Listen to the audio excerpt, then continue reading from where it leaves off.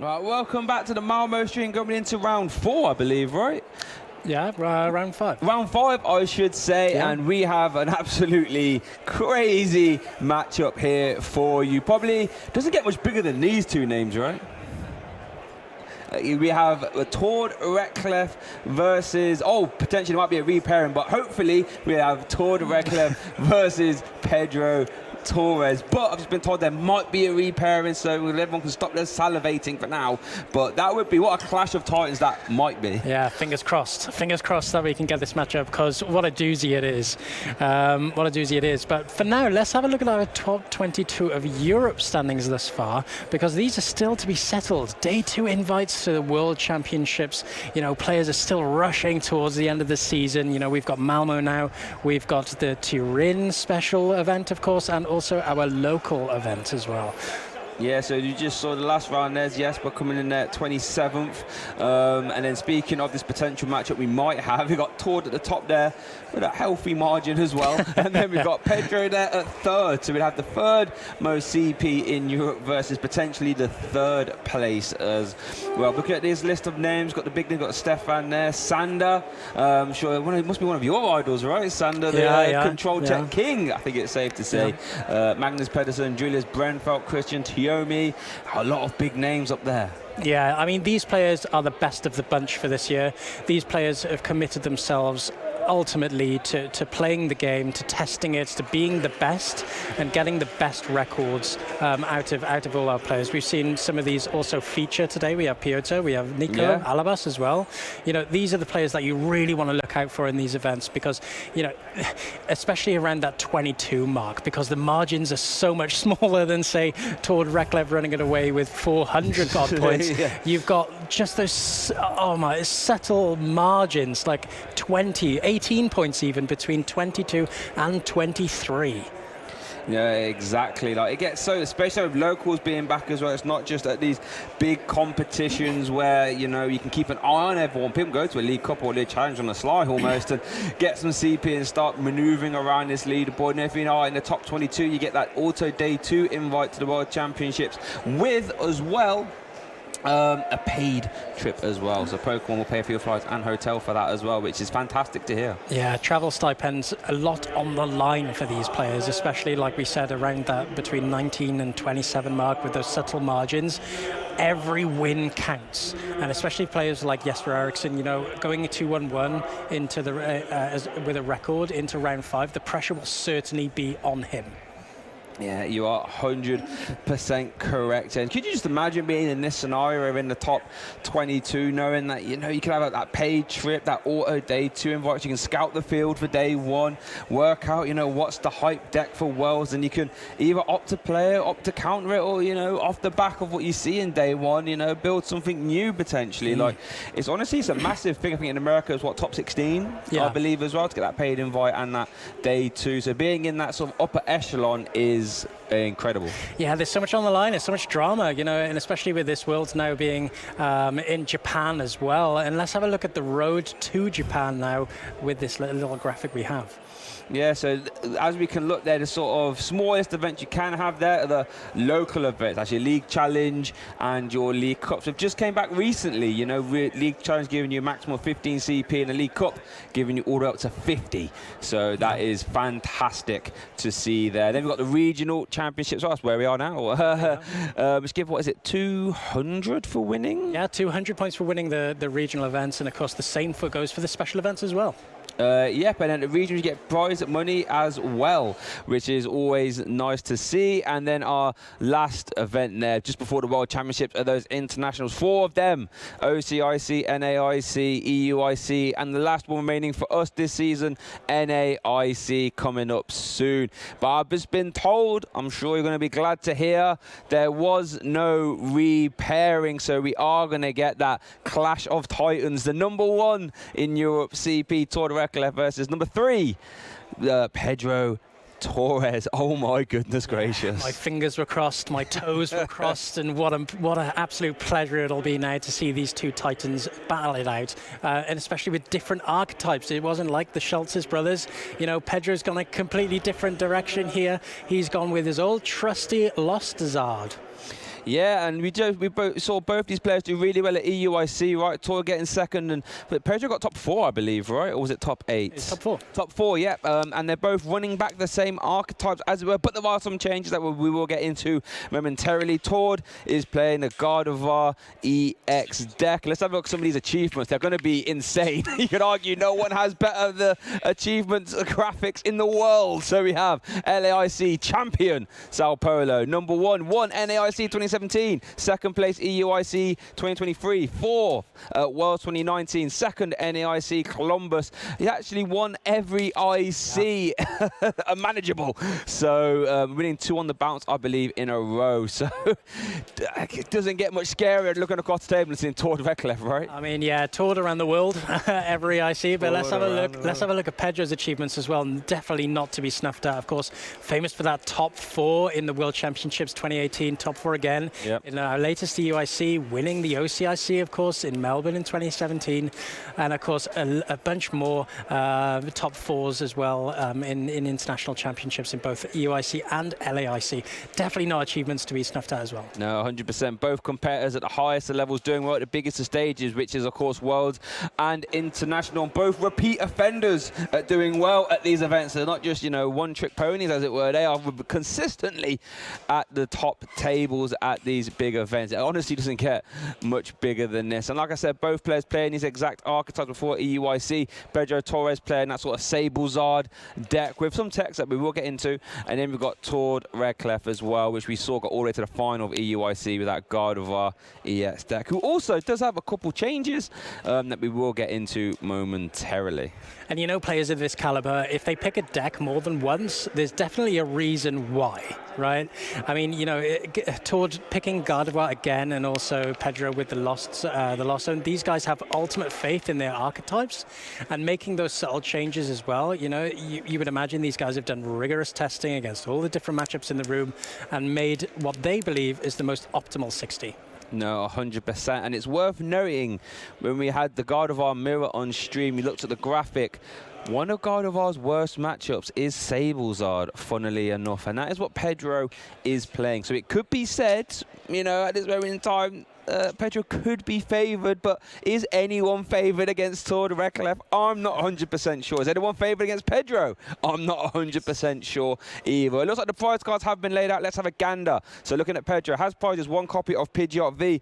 That is the main way he activates his Forestall Stone outside of Drapion, but you don't want to be putting that down. And then looking at Tord's side of the prizes, we'll get back to them in a second. Ultra Ball, Fog Crystal, Miriam, Rare Candy. So not the best prize cards there, but it looks like Tord is kicking us off here in our round 5 matchup. And what a best way to kick it off other than a Battle VIP pass. We've seen abundance of these now, and I mean, if it's usually me and you streaming, these guys are going to be popping off with their setups. And we see here just a little prize trek, but opting to get the Radiant Greninja at the front of the deck, and I imagine he's getting that out, start getting those Psychics in the bin. Yeah, get those. That's the mini game you got to play there with Gardevoir. Get your Gardevoir out and get your Erdies in the bin. Once that's happened, you have so much control over the board. But I'll be intrigued to see, like we said, according to the data, Sablezard has a pretty good Gardevoir matchup. So it'd be intriguing to see how Tord opts to get around that. Like we saw in the EUIC final, having to play it square off against Alolan Vulpix V-Star, which is very good at walling the Gardevoir deck. Tord did find some ways to navigate that and was getting a sneaky game in, and almost very close one. So if anyone can maneuver these bad matchups, it's definitely Tord. Yeah, it's interesting to see how these matches play out, because there's so many intricate decisions and you know, subtle plays that both players can make that can ultimately make or break their game. We know that Pedro also has the Morwile as well as an out, but we know that Tord obviously favors the Penny as well, so that could be an out, but also it could be a last minute, you know, a little cheeky play to see out the game. But also Tord, if he can manage to get those single prize attackers up and running with minimal damage, it can also hurt Pedro a lot more. You know, there's so many ways to navigate through this matchup. Yeah, and then we see the Storm sort of coming down immediately. So I imagine that might be one route Tord would like to go down here. We do see another level ball, so I'm probably going to find a second Ralts, I would imagine. You have to imagine probably going to get multiple Ralts down as soon as possible. Always though, there's 2 level balls in hand, I apologise. I think he might have drew into one off the concealed cards, actually. So yeah, got all the gang down. I'm gonna go for the memory skip one there. Is there any prize? No. Another level ball. So who needs? It's almost like playing 2 VIP battle passes here. Oh my goodness. Yeah, and I imagine using the Zacian V, Tord would like to soak up some damage. We know that Pedro's damage output is going to be minimal in the first couple of turns. Of course, Charles are only really effective once your opponent's been taking a couple of prizes. So you know, and he's got quite a lot of availability in his deck to soak up that damage and really negate all of it. So he's got the penny, he's got the collapse stadium as well. So it'll be interesting to see if that's definitely the play that Tord's going for. Yeah, I think correct. So there's like Tord's going to probably end the turn with a Roar of the Sword there. Oh, potentially. But always thinking about that and doing it. Let me tell you about some of the changes Tord has made from his list from EUIC. The main one, that Sky Seal Stone, which you see gets good use into V-Star or V-Max matchups, has actually been replaced with 1 copy of Forest Seal Stone. So worth noting. Option to put down the mana fee, not knowing what kind of Lost Box Pedro is playing. This is the same note that we said earlier. When you come up against Lost Zone and they start a config, you're like, oh, I don't really know what you're playing. And this is probably going to be a classic example that mana fee is not going to be much use in this matchup. And of course, for Pedro, he's going to be thinking, yummy, another Saberlight target for me.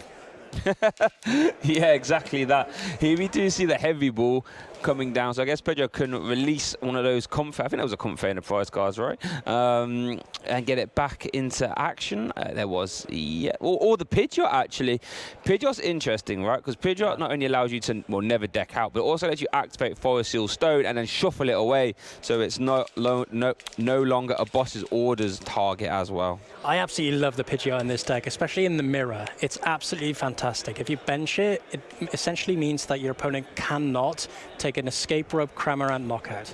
Yeah. So if you have the Pidgeot on the bench, you just activate it. 110 damage. Cool. I'm going to soak that up and use Vanishing Winds, and then you know your turn's pretty much not useful to you in the end game.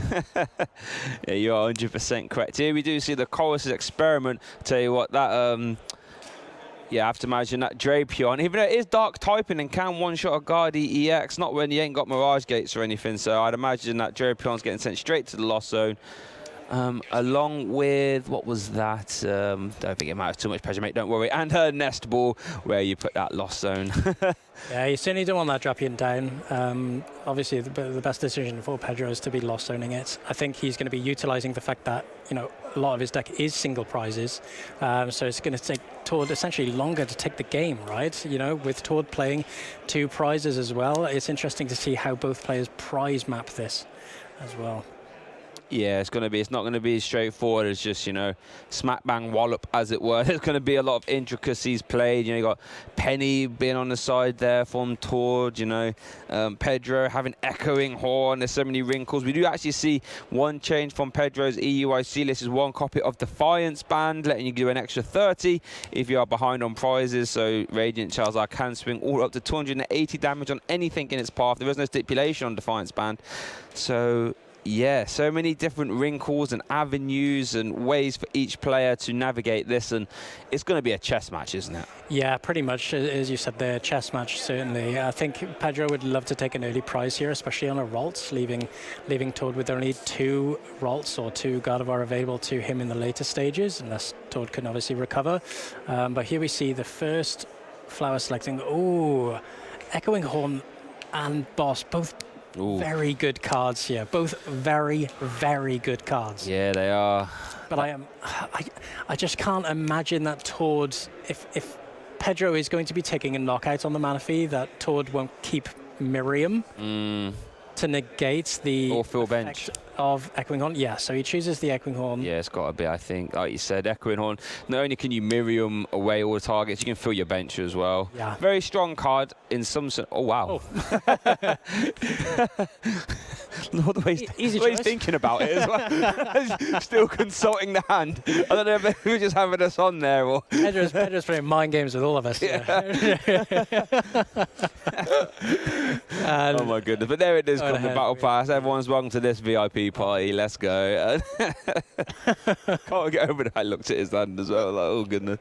Like, was one reverse and one wasn't or something? Yeah. Which one do I prefer? But here we do see the Battle VIP Pass. And crazy card if you're going first. Then you grab 2 basic Pokemon, put them straight onto your bench. What is not to love about that. And there we do see just the one target on the Sableye. Why would you only put down one Sableye, Rabbi? Why would you not go for like a Cramorant or a Comfey or? I'm unsure, really, actually, and there's a reason why I'm on the desk and Pedro's over there. It's obviously something that we can't see, but of course he is running through this deck with the Lost Zone. He's got 4 in there now, so it is the most optimal start for him. Oh, possibly even another Lost Zone here as well.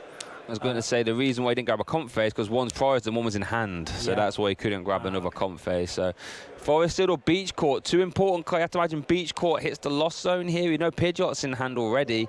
Forest Field's a very strong card, you know, letting you with that Star Alchemy grab any card from deck. And as good as a card Beach Court is, it would work for Tord as well, you know, given some of those Rolts is a free retreat cost, I believe. So thinking about it, I think the Sableye is actually quite optimal here, especially if he's planning to race through this deck. Only because Tord will be playing Judge or some sort of way to beat Lost Box or to disrupt its flow, if you will. Benching the Sableye and thinking, I am going to get to 10 next turn. I am going to get to 10. And, you know, if you Judge, you can't boss, and therefore the Sableye is always going to be active. Sounds about right. Now we do see 5 cards in the Lost Zone, sorry, so we'll probably see the Spit Innocently for a KO here. It's like Pedro's opting to...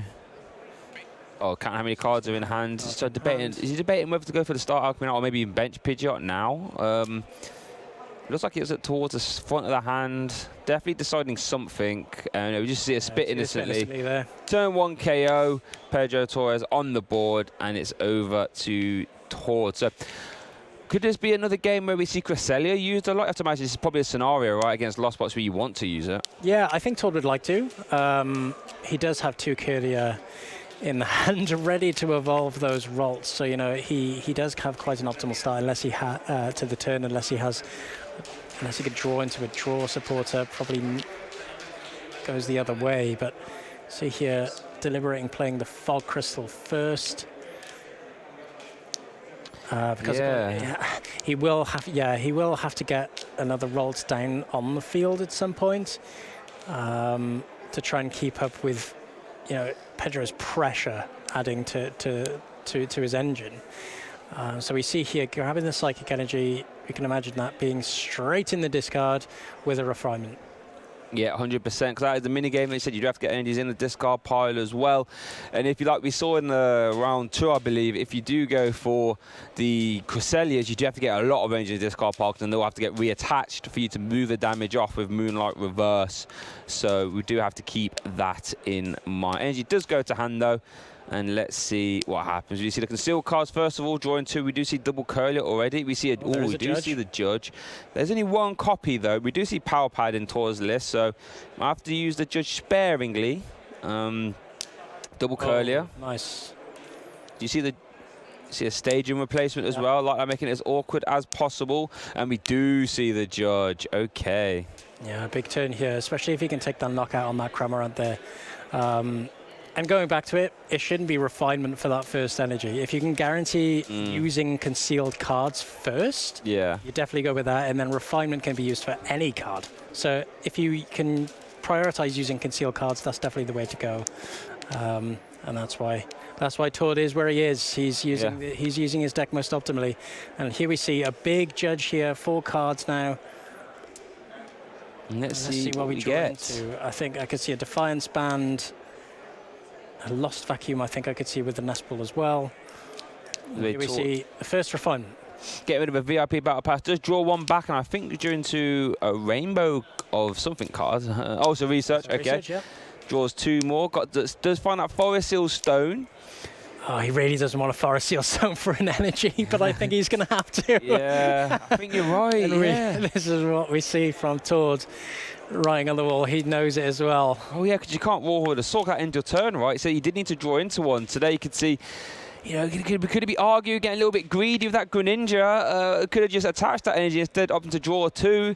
Hope you draw into it later, but when you don't, unfortunately, you see the odd Forest Seal Stone for a basic energy. However, if Tord was playing Sky Seal in this scenario, that means he'd be ending his turn without attacking. So maybe the Sky Seal for the Fire Seal swap coming in super handy already. Yeah, there's a reason why these big name players are swapping it out, right? It's that added consistency, as we saw from Robin earlier, as well as Philip. But I was hoping mind games there from Tor, taking the psychic energy and deliberating. Ooh, I'll take this card for next turn. Yeah. But no, we see the psychic energy come down straight from the Forest Sealstone with that Star Alchemy ability, and we can surely see now that knockout on the Cramorant, and it's game over to Pedro.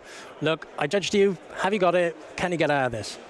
And we did see a few switching cards being used. We do see the beach court getting replaced, so these comp players won't be able to maneuver around super easily if the judge has stuck Pedro with a bum hand. Let's see what we've got here then. So I think I saw a couple of nests. See an energy. Is that energy recycling? No, it's not energy recycling. I think there's Colress actually on the bottom of that. No, can't quite. Nest ball. It could be. Oh, Defiance Belt is one of the cards.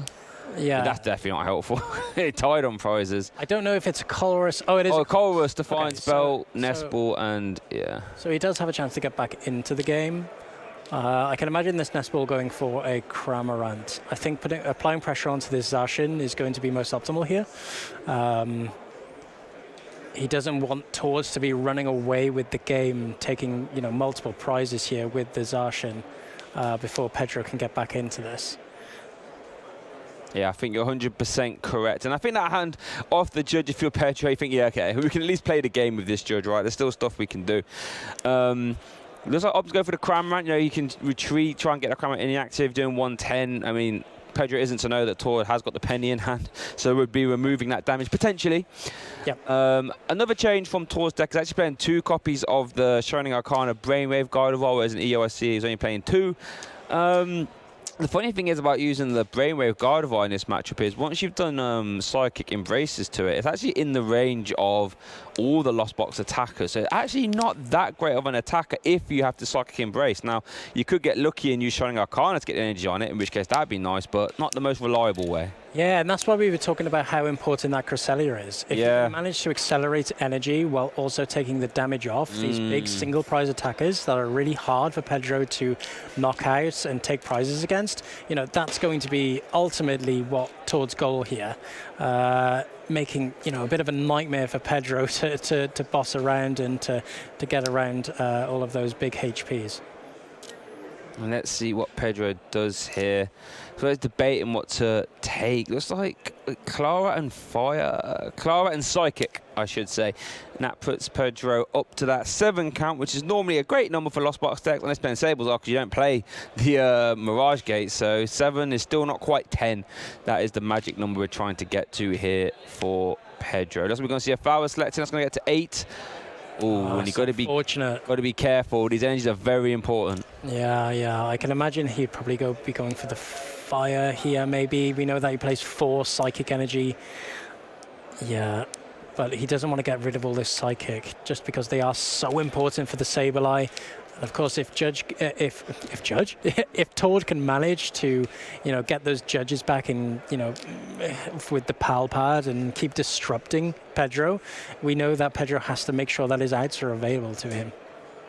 And there we do see an attach into a retreat, and we're going to see a spit innocently for 110. But you've got to be careful. Pedro only plays 2 fire energies, right? So one's in the discard pile and one's in the lost zone. So that one we do see is going to have to get maneuvered around a lot. Very possible. Cards like Raihan and Magma Basin do get the job done in those scenarios. But okay, Magma Basin can be replaced or discarded by Worker, which could really make using this Zard multiple times tough. Yeah, Pedro just shaking his head there at his hand. I think he wishes that he could just be, really running through his deck, using Chorus, but also utilizing more of the switch outs to really get this engine up and running. But unfortunately, his turn is just ending in a spit innocently.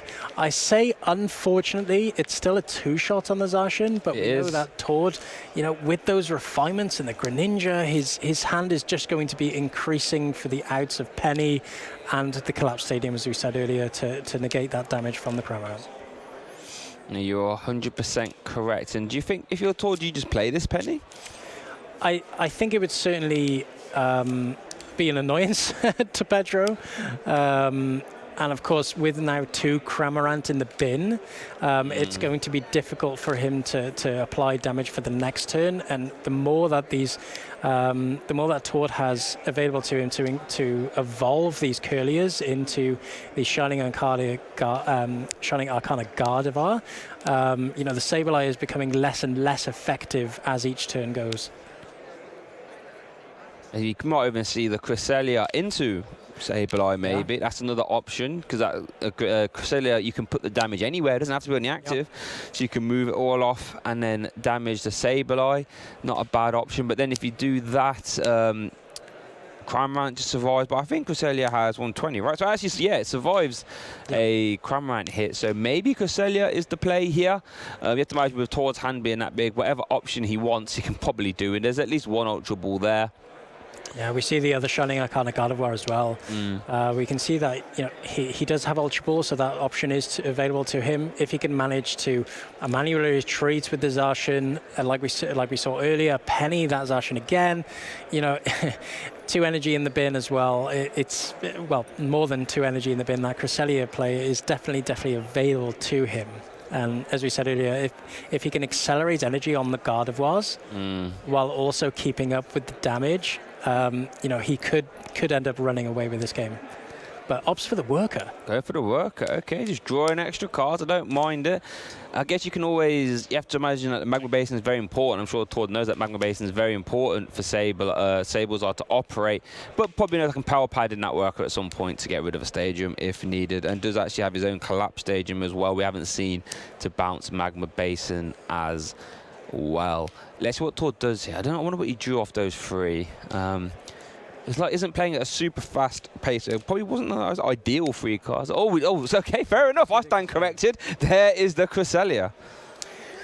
Well, of course, if he can if he can actually manage to get the damage off the Zacian without pennying it, that's even more beneficial.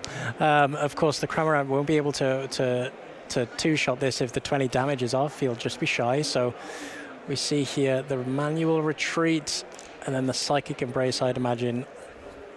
Here we go, so Psychic Embrace, yeah. 1 on the active, I should say, energy on the active. 1 on the Shining Arcana, which you can heal off as well, like he's mentioned. And then 1 onto the Guardi EX. And then we see that Moonlight Reverse, which will move 20 damage off all your Pokemon and then places them on one of your opponent's Pokemon, anyone you like. So currently there's 80 damage for Tord to move off his Pokemon in totality and then move them onto one of Pedro's Pokemon. I would imagine it's probably the Sableye, right? Yes, I can imagine it probably will be the Sableye. His engine is definitely no threat at the moment with 3 Confes on board. I don't know how effective it would be if he would take a knockout on the Confe, but at the moment Pedro's is in such a difficult spot here. Yeah. Especially with the Cramorant in the active as well, leaving it in the active, he's going to have to switch out to even switch out again with the Confe. So it's asking so much of Pedro, and 110 damage isn't doing much against that Cresselia. No, and to be fair, as the game goes on, we do see the Charizard become more alive, that excited heart ability, removing 1 colorless off its attack cost. But that's it's asking a lot to get that swing in right now. Would need to get, 2 energy? No, 3 energy in total on it, sorry. Here we do see the Claro. Very good card for recovering your attackers, getting back Sableye. And then you have a Pokemon discard pile if you wish, along with 2 basic energy as well. So there we go. We see the Cramorant and the Sableye coming back by the looks of it with that 1 copy of fire energy as well. Yeah, so we see here getting out the Charizard, benching that down. Of course, the Exciting Heart not going to be fully effective at the moment. However, the Defiance Band... Oh, Defiance Belt, yes, of course. The Defiance Band will be able to knock out the Cresselia with that extra 30 damage. The Defiance Band giving an extra 30 damage to any Pokemon it's attached to if you are down on prize cards. Yeah, fantastic little addition, actually. I really like it. Not only does it make Cramorant do, the 140 damage, but it also means your your Charizard, I should say, is swinging much harder as well, removing that Cresselia threat. Now, it doesn't mean it's not coming back. Tord does play Miriam, and it can easily draw into it via, Fog Crystal or any other Ball Search card, or Ultra Ball, I should say. But very strong turn. That Cramorant hitting for the strange 140, not something you hear every day. No, yeah, the Defiance Band, it's actually a really intelligent decision for Pedro to swap out here, just because you're always down on prizes against Charles when you're playing Charizard. You know, you want to be able to emphasize that excited heart ability from the Charizard, and you can only do that if you're down on prize cards. So it makes sense to make that switch from the Choice Belt into the Defiance Band. No, 100%. So let's see what Tord can manufacture up here. You know, both players now seeing the spice and changes from each other's list. You know, Pedro's already seen the Forest Seal Stone. Now Tord's seen Defiance Belt, being like, okay. So we have been changed our EUIC list, I see. So looking at Tord's side of the board now, what do you reckon is the way to go? I mean, you could, if you wanted to, recycle Cresselia, put damage onto a Comfey. Probably not too ideal, to be honest with you. The Charizard's looking scary, 160 HP, I believe, but so not quite the easiest card to KO. What do you think Tord's going to try and prioritize here? Well, now he is in a difficult spot, because the problem is now he's maybe having to start using 2 prize attackers against such a strong single prize deck, and this is where that prize race can really run away from the decks like Gardevoir. So it'll be certainly exciting to see how Tord does play this out. He still has the Shining Arcana available to him, but you know, 2 energy attachments from the Psychic Embrace, it's in range of a Cramorant. So, you know, all of that effort of getting up the stage 2 will just be taken away with just 1 single spit initially. Yeah. But one thing to say is that Pedro has used his Clara. You know, he does have 3 available to him, but we know that he hasn't been doing much with his hand. He hasn't been using much flower selecting in the past couple of turns. So, you know, if he can manage to knock out the Charizard, at least that's a big threat taken off the board. If he manages to use the Psychic Embrace Gardevoir EX. So, you know, it'll be I can't really see how this turn plays out here, but it will be certainly exciting to see. I think one of the Claras is in the loss zone for Pedro as well, right? I think it's underneath that fire energy. So one's in the discard pile, one's in the fire. So there's 1 left, I believe. So like you said, but yeah, if you can remove that, it'd make it very hard for Pedro to go and try and find it. Here we see some Psychic Embraces onto the Zacian of all. Interesting. Oh, okay. And then now all goes back to hand. With that penny, removing all the damage, and then the energies are back into the hand. Why would you want that? Oh, so you can activate a conceal cards, join to the Psychic Fog Crystal, I should say, and then we can get any attackers or Rolts that we like with this level ball, or Curly, I should say, and then get back into the races. You have to manage with that penny. We're probably not going to see the energies in that deck. Wow, I've done a lot of energy left. Yeah, done well to not get them in the discard pile. Yeah, you have to imagine that Zacian is probably not coming down here. That is just Sable. That is Charizard food at this point. Yeah, certainly Charizard dinner for sure. But I think pennying, put a Psychic Embracing deliberately 2 energy onto the Zacian, and then pennying it back up, putting energy back in the hand, will allow Tords to manual attach. So be able to get around the damage from Psychic Embrace. So see, here we see 20 damage counters only on the Gardevoir, which keeps it out of that Charizard range. And like you said, that's such a meticulous player. I know just removing damage. It looked a bit alien to us at first, right? Like, why would you attach energies to then put them back into the hand if you're going to penny? But like you said, so you can sort of get around the Psychic Embrace damage, which we saw in the mirror, right? When we saw getting an energy onto Shining Arcana and then Cresselia off the damage proved to be pivotal. And now that is a beefy stage 2 Gardevoir with what 290 HP, and with that Defiance Belt in the discard pile, Charizard cannot reach that anyway. So yeah. This Gardevoir's at least taking 1 hit. Yeah, I mean, Todd's playing to his outs here. He's playing intelligently. You know, he doesn't know how many Defiance Band are in Pedro's deck, but he's playing around. If he does manage to play 2, he's playing around that. If he was to Psychic Embrace 1 more, it would be well in range of that Charizard. So well played there. Yeah, it's not a complete alien concept to think that there's 2 of those Defiance Belts. It's a very good card in the deck, that's like we said, right? So it's not crazy to think that there might be another one. Yeah. So let's see. We start off a turn over Nest Ball for Pedro. Going for the Sableye. Still hasn't actually got to 10 cards in the Lost Zone yet, funnily enough. So we'll have to see some switching around and some flower selectings. When we do get there, there'll be 12 damage counters via Lost Mine to be able to be placed, and you know, start getting, hopefully, taking some prize cards. Yeah, he's 2 more, so a Colress will do it, or 2 flower selecting. So he's electing to flower selecting first. 2 switch cards. Unfortunate for Pedro. I'd imagine he would like to see. So he does have escape rope. Does have escape rope there. So he can't.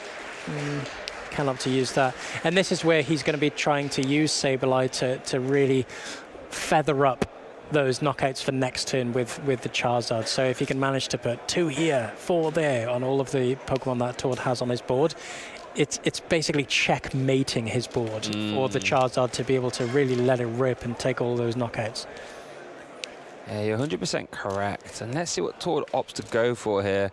Really interested, right? Because anything that gets promoted, in theory, could get bopped by Charizard, right? You don't really give up any easy prize. You don't give up Shining Arcana as an attacker. Greninja helps you draw cards. You could argue Manaphy is the least important, but you don't want to give Pedro easy prize cards here. Opting to go for the Rolts. Interesting. Yeah, and let's not forget that Manaphy is still on board. It's still an easy prize for Pedro to take, and the obvious choice on that flower selecting was definitely the Clara. That's the last available to him. So we can see here now, I imagine the retreat into the Sableye for that Lost Mine to start sprinkling that damage, as you said earlier. Yeah, we'll probably have to switch card. Attach the Psychic, and then you have those 12 damage counters to be moved with Sableye. Placed, I should say. With Lost Mine, is he double Sableye? So, those threats aren't going anywhere. And here we see, oh wait, there's not 9 lost on apparently. Is that correct? 1, 2. No, it should be 10, right? It should be 10. Yeah, because it was on 8. Done 2 flower selectings. Yeah. So 1, 2, 3, 4, 5, 6, 7, 8, 9, 10. Yeah, I can definitely count 10 there. So, and let's see, where would this damage be going then? I mean, Manaphy's easy to target. Rolts obviously probably always goes there, and I think that's the 70 HP Rolts in the active, right? So yeah. So for Pedro, there's an easy 4 prizes here. There's 2 on the Gardevoir EX, but there's also the Manaphy and the Rolts itself. If he can manage to knock out the Rolts, stop Toad being able to evolve it, I think that's probably the best way to go around it. So if he can manage to Sableye, then just knock out with a boss maybe on the Gardevoir, I think that's the most optimal way to go around this. However, Toad can get around it by essentially making Pedro try and get a boss, or with Roxanne trying to disrupt his hand to limit his options. This is why it's such an exciting matchup. I just don't know where it's going to go here.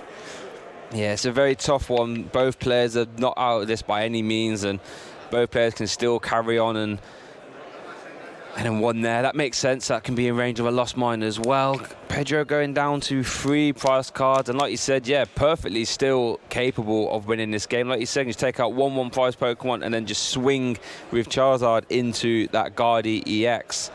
Yeah, and really smart play, like we saw from Jesper in the last game. Prepping for the Roxanne, it's so important. Prepping your board state for that Roxanne is so important, because say if he didn't bench that Sableye, he could have an option lost to him if he's drawn into a duff hand. So, all you'll need next turn is just that 1 Psychic Energy, and then hopefully draw into a boss at some point with Flower Selecting or even the Colress. Prepping for that Gardevoir EX. So we see Toad here opting to promote the Gardevoir EX. Again, there's no real good option for Toad here in what he's promoting. Just see a little deliberation with the judge here. Yeah, I wonder. Not 100% sure as to what's going on there. I think it was just maybe clarifying what he's promoting. Yeah, probably. But hopefully we can get some clarification on that. Yeah, interesting he chose to promote the Guardi EX there. I guess, like you said, when this damage is in play, it's going to be in play, so it's always going to be. Yeah. And I guess you always pay retreat to get a change in discard pile if it's needed. Yeah. As well, so he can still Cresselia as well. So yeah, true. If he can manage to manually retreat into a Cresselia, take that 20 damage off the Gardevoir, it takes it out of the range of the Charizard also. But fortunately for Pedro, he can still knock out that Manaphy and still sprinkle that 60 damage back onto the Gardevoir to put it back in range. So really interesting to see how this goes. And he does opt for the Miriam. I imagine it's going to be the Cresselia. Yeah. Get that Cresselia, but I said so important, be able to move damage and be a 1 prize Pokemon. But then if you keep giving, I guess, and to be fair, the Cresselia is always outside the range of Cramorant. Although I guess we have seen Oh no, still got one Clara left, hasn't he, Pedro? We did see it actually get taken. So yeah, it's such a chess match, and I knew how this matchup would be, right, with these top players. It's just going to be, you know, I do this, can you do this? Just make your opponent ask all these questions over and over again, and most likely, you know, these top players are going to try their best to do that. Look at Tord's hand, by the way. Our hand is massive. Yeah, it's a game of tennis here. It's, I do one thing, you do another. Yeah, that's it. Tennis. Have you got it? You know, can you get it? It's certainly a little rat race to the finish line. And we see here the Shining Arcana opt in to attach to the Gardevoir, and again, that's another attachment without using Psychic Embrace. So that is certainly an option for Tord to attack with now as well. But I can imagine that Fog Crystal's definitely searching out that Cresselia. Yeah. So if you can manage to use the Cresselia and also accelerate that Gardevoir again, that's definitely ready for next turn as well. Yeah, and that Gardevoir, so moving that damage off with that Moonglow reverse, placing them on one of your opponent's Pokemon. Probably going to remove a Sableye, probably active one, right? Force the energy as well. Yep. And it's just good to show you, when I first saw the Gardevoir, I thought, what's this Cresselia for? It's not that good, is it? And you see it in action, you see, oh, actually, yeah, this Cresselia is mightily important. We saw with Philip playing 2 Cresselia, so there goes silly on me, not knowing how good this card really is. And there we go, we have, like you mentioned, that Shining Arcana Gardevoir will be able to attack without having any damage on it, giving it a nice beefy, was it 140 HP, I believe? Double check that, but a nice big number. So we see here the attachment to the Cresselia, getting ready for that Moonglow reverse. And I imagine he's going to be taking out one of the Comphase here. Yeah, 140 HP, yeah, on the Brainwave. So, yeah, let's have a look at this turn then. So Tord has done, I think that was probably the best thing you could imagine, in my opinion, is getting this Cresselia back and opting to go for a Comfey. Yeah, I mean, that 10 damage on that Greninja definitely came back to haunt Pedro. Oh, yeah. Using that Sprinkle on the Sableye meant that, you know, he was able to take that 10 extra damage without having to Psychic Embrace another energy. So yeah, well played there. And let's have a think. What's going? This is getting so close now. Tord on 2 prizes, Pedro on 3. Greninja is fantastic at tanking and hitting this scenario if it's going to be a Lost Mine or a Cramorant. But it looks like Manaphy, so that's going to probably put Pedro down to 2 prize cards. We could just see a Lost Mine here instead, though. We're probably not going to see the Combustion Blast into a Manaphy. That's probably never going to happen. But here we go. Here's the 2 cards of Flower, selecting Psychic Energy and Colress. I'm not sure how much Psychic Energy you use. There's one in the Lost Zone, sorry, 1 attached, 1 in the discard pile at a minimum. And there's 1 in his hand. 1 in the hand, so they are all available to him. I suppose that with the only way Pedro is going to be taking game next turn is if he can manage to put that prep damage on that Gardevoir with the Sableye. So it might be a 50, then taking out the Manaphy here with the Sableye. And with the Colress managing to thin his deck even more, I'd imagine he's trying to prep for that boss for next turn as well. Yeah, real interesting. Sort of a bit quiet. I'm trying to think. I'm just trying to think. Certainly a thinker. What's going on here? So there we see the Morwell. That's probably never going to get used, right? So there we see a Fog Crystal. So let's get rid of 1 more. I'd imagine it is the Morwell. I don't imagine there's much use for it now. However, does opt to keep it. Okay. I guess you never know. If Power Pad gets used and it's not the penny that goes in, then you can bring up the Greninja. You potentially, So that is definitely an option available to sneaky little win con. But you have to imagine, I guess Tord might get forced into playing the Power Pad for something else that isn't penny. So we're going to see another Escape Rope, potentially. Looks like it. There we go. And let's see what Tord goes for here. Going back into the Cresselia. Yeah, back. Slaps down the card, says, yeah, take it. Try your best. I could say really awkward with that 120 HP, I should say. So we'll need all of that Lost Mine effort onto it if Pedro does want to knock it out. But like I said earlier, that prep damage has to be done onto the Gardevoir if he wants to be able to take game next turn. She's lost vacuum. We'll have to get a 1 counter on Todd's loss. Yeah, there we go. With that lost vacuum. Right, and let's see what Pedro opts for here. Does have... Oh, okay. So is opting to benches. bench in the Morwell. I suppose my only problem here is that if Pedro... The only way the Morwell is effective is if he does have boss. And if he has boss, he has game with the Zard regardless, I think. So... Yeah, I see what you're saying there. The Morwell was a winner if it's just a surprise play, right? Like boss, bench, da-da-da-da. It takes out the mana fee, and I imagine the prep damage is going to go on to the Gardevoir, I imagine. Yeah, it's got to be, right? All of the other Pokemon are so big and chunky for just one prize. So I imagine that prep damage is going to be going on the Gardevoir, and there it is, yeah. Oh, 1 damage counter left, I believe. Yep. Going to be on the Greninja again? Yep. Yeah, going on to that Greninja. And the Cresselia is fine, as it were. Still alive, and back over to Tord. Was that his hand? That was his hand, oh my goodness. Yeah. Tord picks up his deck. No. So I suppose with the 1 damage counter on the Greninja as well, that Moonglow reverse can still hit for 70 as well. Okay, so it looks like he's showing the boss. So what, boss into... Okay, what's the angle on? What's going on here then? So moving a lot across to the hand. So he showed the boss. There's something I'm not seeing. So he's got 2 prize cards left. You can't take 2 prize cards this turn, right? So no, there we see a retreat. Retreat into the Gardevoir. Into Brainwave.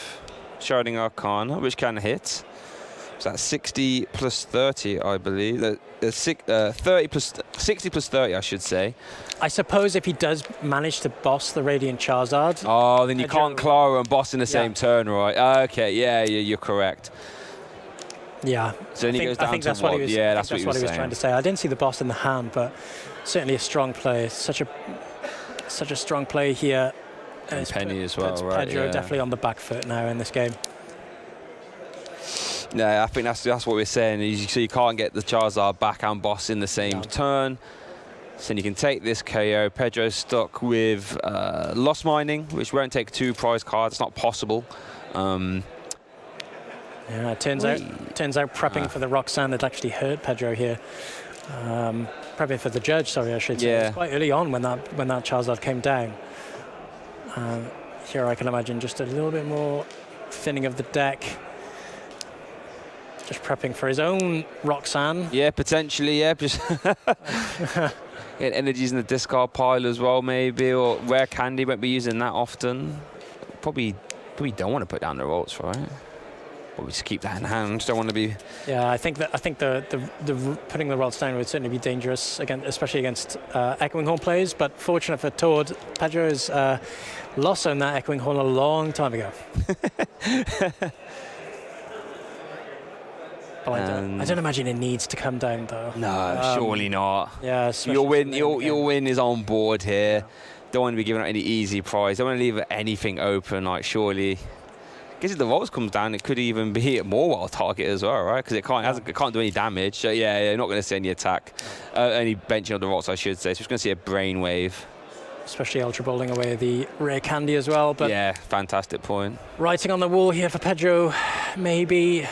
I'd imagine he may have scooped if he couldn't have got game this turn with Tord being on 1 prize, scooping early into a game 2, just looking at his hand, deliberating, promoting a Pokemon, promoting the Comfey. I think the only way that he can win here is actually the Morwell stall. So. What would you Morwell? Oh, the Greninja, but then force Tord to draw back into the Penny, force the and penny, then hopefully that gives you time to maybe get your Charizard back as well. Maybe so that definitely seems to be the way. Although isn't there 1 boss in the? There is boss in that 7, so he can get it off the. He can get it off the Pokegear, but I don't believe there's a way to retreat. No switch cards or anything? No? No, I don't believe there's a way to retreat. Oh, no, you might be correct, actually. Yes. And there it is. The concession. Unfortunately for Pedro, whatever he would have promoted that turn would have been knocked out by the Shining Arcana Gardevoir. But what a game! Yeah, crazy. crazy. It had a bit of a slow ending, but there's so many little micro decisions in that matchup. And we would have thought, Gardevoir, oh, it's bad into Lost Box. We keep hearing it all the time from players around. Players around and about, but towards showing, it's not actually that bad. No, 100%. I feel as if Pedro played that well. There wasn't anything I think seemed like glaringly obviously wrong or a misplay. It just goes to show you, like, even if you are unfavoured, it doesn't mean you cannot win or you haven't got a chance. And like we saw, according to the data, Sablezard, I think, is Gardevoir's worst matchup. Something like 65% or so, or 67% Sablezard winning. But just goes to show you, if you pilot it well and know what you're doing, it doesn't matter, so to speak. Yeah, Todd definitely played to his outs as well. I mean, putting the judge on a really effective turn, making sure that Pedro, used a lot of switch outs, a colorist. Okay, now is the time I judge. I judge now. This is the time to do it. And, unfortunately for Pedro, that judge did stick for a couple of turns and really slowed down his momentum to get Sableye nice and ready. And we saw that a couple of times, his disappointment that, he just didn't have Sableye as an option to him in the earlier turns.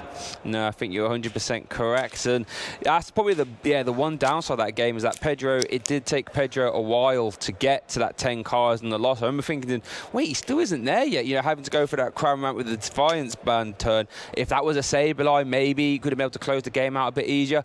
Let's look at these prize cards, though. So far for Tour, double rare candy, actually. Double rare candy, yeah. Does play 2, so there will be no access to a rare candy. Oh, hold on. Does leave...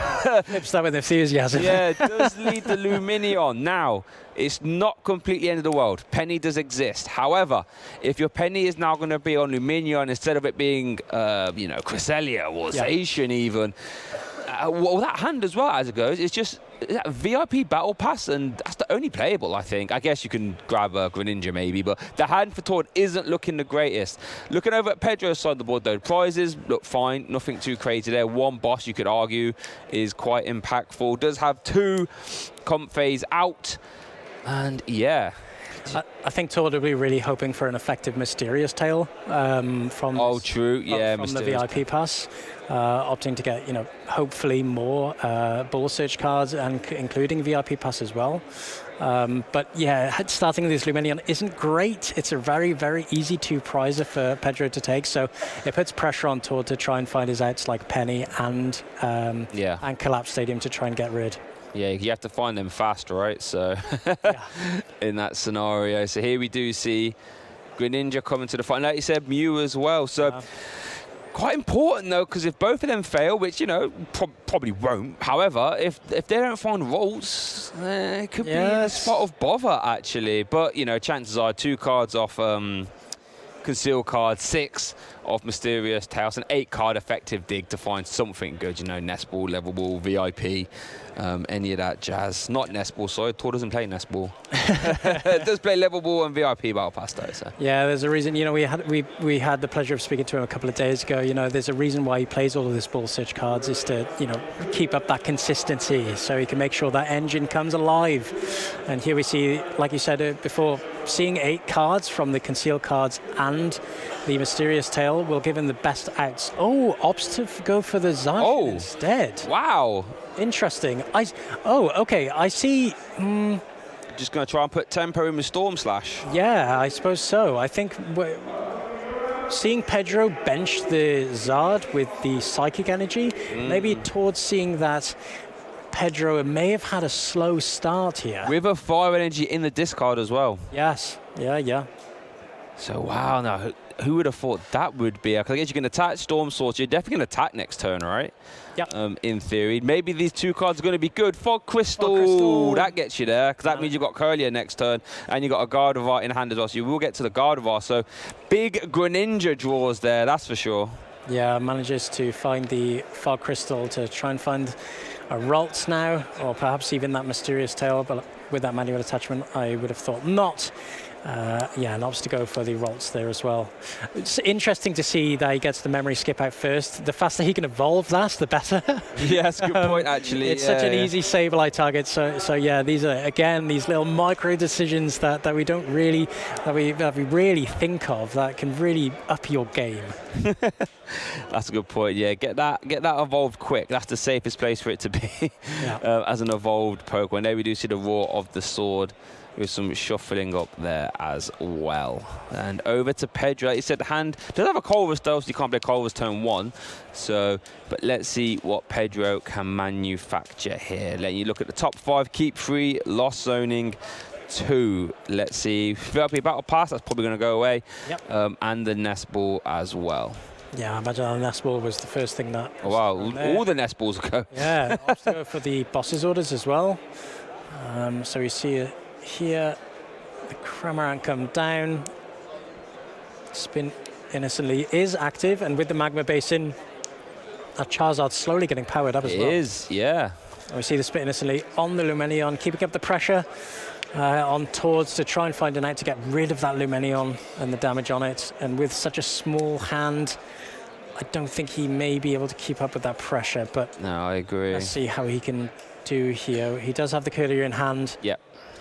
To evolve that Ralts, and he does have the Cresselia as well, but that won't be active yet.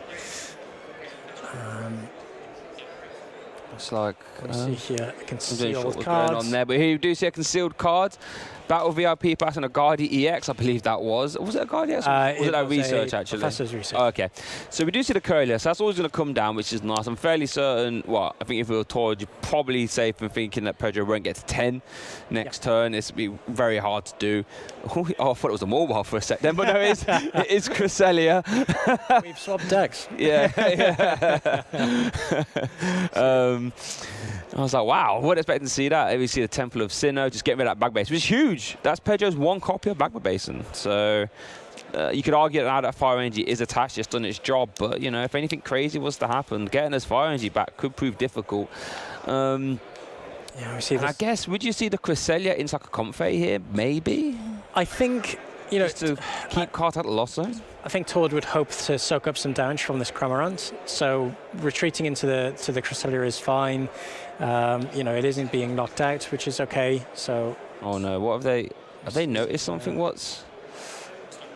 They've counted the discard pile. They're looking at the bench. So the Magma Basin. The Magma Basin gets discarded. I believe that was okay. Yeah, the Magma Basin was definitely okay. So it got used to get the Fire Energy back. The first turn was when the Psychic was attached, right? Yeah. So that's definitely. I think everything was on. Everything was fine there, right? That's where the 2 damage counters. I believe he used the switch card for the Cramorant. So I believe. I don't know if they're deliberating the retreat, but hopefully we can find out now from our judges if there's a potential issue here. But while that's getting while that's being worked out, whatever is going on there. It looks like Pedro potentially could be slightly on the back foot there. You know, if we do see the Cresselia come down, you know, to remove a Comfey, make it hard for the Lost Zone deck to get cards in the Lost Zone. Because, you know, with Sablezard, it's built to get to 10 very fast, right? But if you don't get there, you know, you're sort of twiddling your thumbs a little bit. All you got is Cramorant. You haven't got the Mirage Gate for that sort of mid 5 to 7-ish turn where you can go. So you can start, you know, using Greninja or anything like this. You are literally, all you do is Sableye, you Charizard, and what's your other one? And you Cramorant. That's your 3 options. So if you haven't got to the 10, you're not really doing a lot outside of 110. Yeah, and on the other end, I suppose with Lost Zone, especially with the Lost Zard, you do have a little bit of time. Playing all single prizes, you do have time to set up a little bit.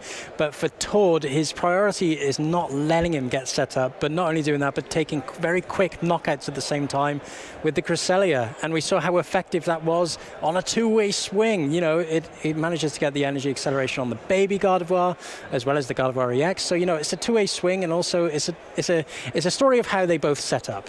Yeah, 100%. That Cresselia being used so much. I'm so shocked. When I first saw the card, and I thought, what's that about? Why do we need that for? And I've just seen it used so often, letting you remove Pokemon from play and damage as well. Moving the damage is always a good thing. Yeah, and we're back to the game now as well. So it looks like it's over to Tord's turn. So Looks like it is over to Tord's turn here. Starts off the turn with a refinement, and let's see what he can do. Yeah, I believe the judge call was just a deliberation about whether Pedro had double attached, but I believe that's been settled now. And now we see here Tord kicking off with the level ball. I imagine, like I said before, hoping to soak up some damage from that Lumenion. Yeah. Managing to retreat and maybe penny next turn, or maybe even a collapsed stadium. However, that's not active to him. It's in the prize cards. Yeah, that is for sure there, along with the stadium. Double rare candy is interesting. So let's see what Tord can do here. Then we do see the refinement. We do see a Roltz being taken there. And has conceal cards been used then? Did we miss that? I believe conceal cards has been used. Yeah, okay then. Like you said, the minion taking damage, if you can sort of remove that, just erasing a turn for Pedro there could be quite good. Does have to draw into it though. Wait, is that it on the left? Is that it on the? No, I don't think so. I think it was worker. Okay, not quite penny then.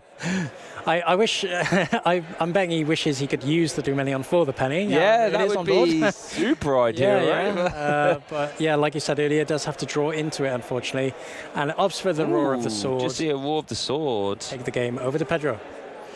Right, so we see a boss is busting up the Lumenion for an early 2 prizes. Yeah. So he had the 1-turn window on that penny there for Tord, and wasn't able to get the penny in that window. So going 2 prize cards down, but it looks like Pedro wasn't able to do anything else there though. Yeah. So you have to imagine Tord is an okay scenario here. It looks like, looking at Pedro's hand, I think we saw a Colress there. So not probably out of contention yet. Over to Tord though with this Cresselia, or not actually, going into the Zacian. And let's see what Tord can do. It's kind of good thing is that Tord hasn't taken many prize cards, so Excited Heart hasn't activated yet, so you could argue that Zacian is safe from the Charizard. Safe for now. Safe for now. Safe for now, yes. I think on Tord's priority list now is to try and get these Roltz evolved as soon as possible. So Pedro's Sableye isn't active. However, at the same point, only 5 cards in the Lost Zone at this point in time. It's not going to be an easy feat to get another 5 in. But if like we said earlier, Tord is able to take more prizes with the Zacian without any sort of threat on the board from Pedro, we may see Tord again run with this game from Pedro. However, we see here Fog Crystal's just searching out the Psychic Energy. And I imagine drawing more cards, thing out of the deck, getting to the most optimal options for you in this matchup. Yeah, and just that's what you want to do. Get energies in the discard pile, get your Guardies out, get your Curliers out as well, so you can draw a card, attach energies, and have a happy, fun time, as it were. So yeah, here we go, see some refinements. Again, get rid of that VIP pass. Love to see that. Let's have a look. Oh, there's Worker. It was a Professor Research. Professor Research. I think that must be is that the Seda one, I believe? Professor Seda. I get to say that one too. Oh no, is it Professor Oak? I should say. It's an Oak. Yeah. You see another refinement. This is the beauty of the God of Orange, isn't it? You just draw cards as well. Draw. Well, we know how much Tord loves to draw. Yeah. I said earlier, famous for the Zarawak GX builds of yesterday. Oh, there's the penny actually. Drawing to the penny from that refinement, so can easily soak up that damage from any sort of Cramorant. Yeah, from anything really, like anything outside the Charizard, right? You could be able just to remove the damage. Here we see an Ultra Ball being used as well, getting rid of that Professor Oak's Research and the Mysterious Tail Mew, and it's could probably find a Guardi EX if I had to guess, right? Or a Shining Arcana. I think what would be really effective from Pedro here is a Raihan attach onto the Yes, yeah. I think if he can manage to do that, the game will pretty much run away with him. Taking 4 prizes so early on and 2 prizes in succession of each other as well would be absolutely huge. But that just depends if Pedro's hand supports that, though, unfortunately. I'm not 100% sure. Here we do see Shining Arcana coming down. You got another +2 as well. Any energy you can attach if you choose. No energies there, though. I think that's all the things Tord can do outside of this level ball. Going to grab himself Curlier. and it looks like time might get called on this turn by the looks of it. They might have a time extension actually for that little judge call there, maybe try and get a confirmation of that if possible. But as it stands now, it looks like time has been called, had confirmation there, so Tord is turn 0. Yeah, and we see here, you know, maybe writing on the wall here for Pedro, is he able to take 4 prizes in only 2 turns? He can, like we said, take 2 prizes from the Zarshan V with the Zard. However, does Penny? Yeah. Yeah. Great play, actually. You know, just to say, right, time has been called. Yeah. Try and take 4 prizes in 2 turns. I've got no multiple prize Pokemons out, all right? Or Pokemon, I should say. He's saying even if you can get it, I'm not letting you. Yeah, I'm not letting you. I'm just going to penny this 2 prizer. And I wonder if that's why Tord didn't put down a Guardi EX instead of putting down a Brainwave, just saying, just in case time gets called, you ain't taking 2 prizes easily. So, yeah, and it looks like there we go, the potential poor matchup for Gardevoir. Turns out if you're Tord, it doesn't matter what you're playing against, you can get those wins. And he goes to what, 4-0 now, 5-0? 5-0. 5-0! Yeah, and it's no stranger to a record like that. You know, it looks like day 2 is looming for him. Yep. With that sort of record, only 1 more win will take him there. So, you know, with such a strong deck as well, you know, like we said earlier, these 2 players have chosen these decks and kept them from EUIC, you know, playing the same archetype. They trust it. They make 1 or 2 changes to match with the meta, and, you know, it comes up good for them because they've had so much good practice with these decks.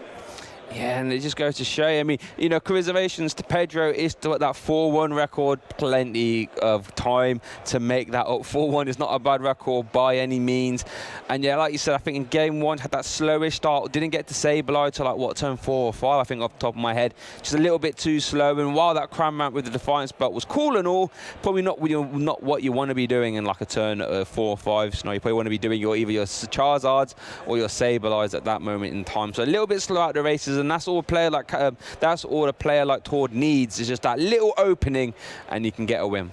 Yeah, it's a game of how detrimental can my judge be to you. Yeah, true, you know, true. Fortunate for Tord, the judge did stick for a couple of turns and just let Tord run away with the game, unfortunately. But you know, unfortunately for Pedro, but for Pedro, you know, he's still in it. You know, like course. I said, 4-1 record. It's no record to be snuffed at. 2 more wins for him in still 4 more rounds left. Yeah, you know, it's still more than capable of doing that. And if Tord was your only loss for the event as well, it's safe to say your resistance will be very good. Yeah. Because if you've got anyone your resistance, it's probably going to be Tord, right? Yeah, you've got a pretty good chance of not bubbling. Yeah, exactly, exactly. You know, if I'm going to lose, I'll lose the Tord. That's fine. Yeah, we'll all take the loss to Tord, all right? So Gardevoir doing really well on stream, right? And this goes to show you, I think, in my opinion, it is the best deck in format, and it's doing really well. But speaking of Tord, we actually get to see a little bit more of an interview we did with him the other day, where we get to hear some great nuggets of information. And after that, we get to hear from the man himself in his winner's interview. Enjoy.